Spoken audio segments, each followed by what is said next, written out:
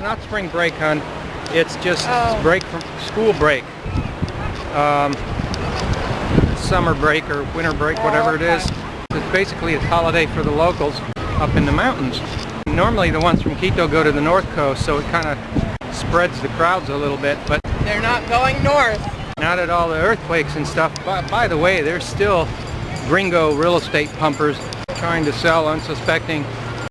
Anyhow, that's their problem, isn't it?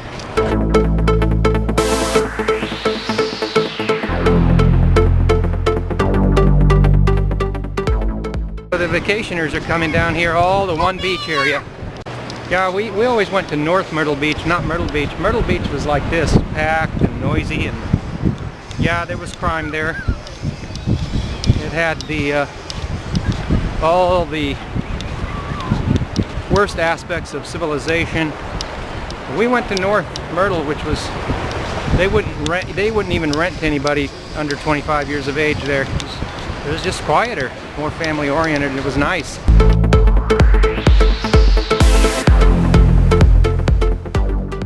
We usually went end of summer because we got the best deals when we went end of summer. End of summer when the kids go back to school and you get better deals in the off season, yeah. Better than here. You can pay less money in coastal mid-Atlantic and Florida in the off season. You can pay less money there than here. Even Panama. Panama's even worse. The beachfront rates in Panama were twice, 100% higher than Florida. Well, there was nobody there either. Well, and it's all because it's a captive tourism. Because of the cove concept. It's just a small cove and just a little bit of real estate, and why it doesn't take too many, especially on the internet where you can appeal to the whole globe. I mean, come on guys, you have to start adding 2 plus 2 here. It's okay, we can figure this out little by little and realize that, oh, okay, you're going to a captive tourist trap. I guess that's what they call them, trap. And then the only ones that can afford it are the multimillionaires, but why they would spend twice as much? Like somebody said, do they hate the U.S. that much that they're willing to spend twice as much? Oh yeah, somebody commented and said to do the same thing? Really? As I've said, I don't think it's about hate. It's not about hate. Just because I like Mexican food better than Italian food. Don't let your mom hear that. Doesn't mean I hate Italian food. Actually, it's a toss-up. If it's homemade Italian, sorry, but it takes the cake. I like Italian food better. Yeah, only if it's homemade. Yeah, I made the chicken cordon bleu? Chicken cordon bleu, which is French, but it's so good. But I made an Italian version.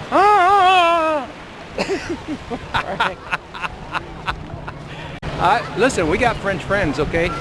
No, it's not an insult to French cuisine, for goodness sakes. But yeah, we put some, Angelo makes the best red sauce, better than Mom's. I'm gonna get you. No, it's okay. I love it that Angelo cooks the red sauce. Angelo's red sauce is the best in the world that I've ever had. Let him go in the kitchen and cook away. Sounds like an Italian restaurant in the making. Angelo's. Of course, that's been used before. So we put that red sauce on top of the chicken cordon bleu, Italianized it in an instant. It was really good, homemade. Cost just as much as going out to eat here. It was really good. Actually, well, it served 4 people though. But it's served 4 people, yeah. Going out to eat would have only been for 2 people. Two people for the same price. And how do we know how big it was and stuff? This was a good size. This was a good size meal sized. Yeah. It's a meal sized chicken cordon bleu. I have the photo. I'm going to put it in one of our videos. And what prompted me to make that, because I've never made it before. I'll put it in this video. Frank is cooking me cordon bleu today. Chicken cordon bleu. He put turkey inside the chicken though. Yeah, no ham. The first time I've ever done this, I've never done it before. So don't use this video to learn.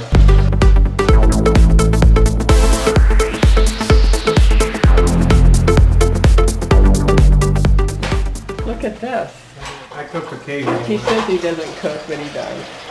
I mean, once in a while he cooks. I'm not the cook in the house, let's put it that way. He's cooking today just to give me a day off. You're right. He doesn't cook like every day or anything. He just cooks once in a while.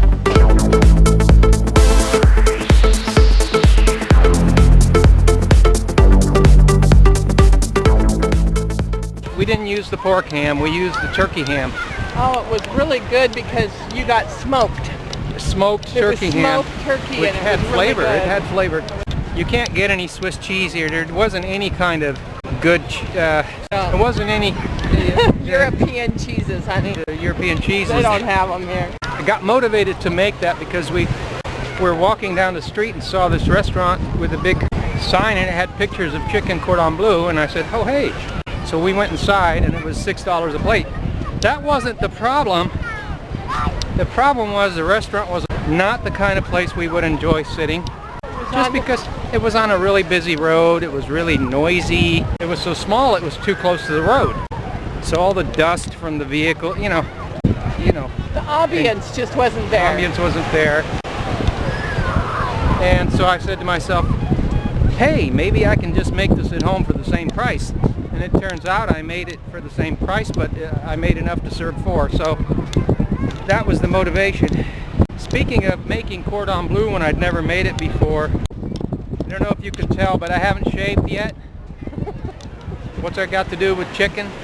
That I'd never cleaned a shaver before, took one apart, and I never made cordon bleu. So I think that as a culture, Americans can have more of a can-do attitude, doing things you haven't done before. Listen, I've noticed a couple of friends of ours that tried their hand on small things. Here comes the N-word, negotiating. And they just negotiate on little things, and pretty soon they're negotiating as a habit. We just need to break out of that sameness. Do something you haven't done before. Not something crazy like, jump off a building.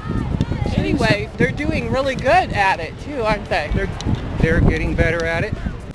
I was pretty impressed. They actually got a cabana on the beach for less than I got it. And that was on a day that I didn't negotiate.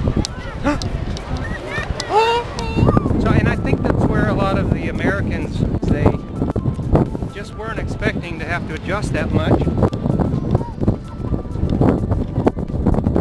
And it all goes back to who? The Retire Abroad magazines.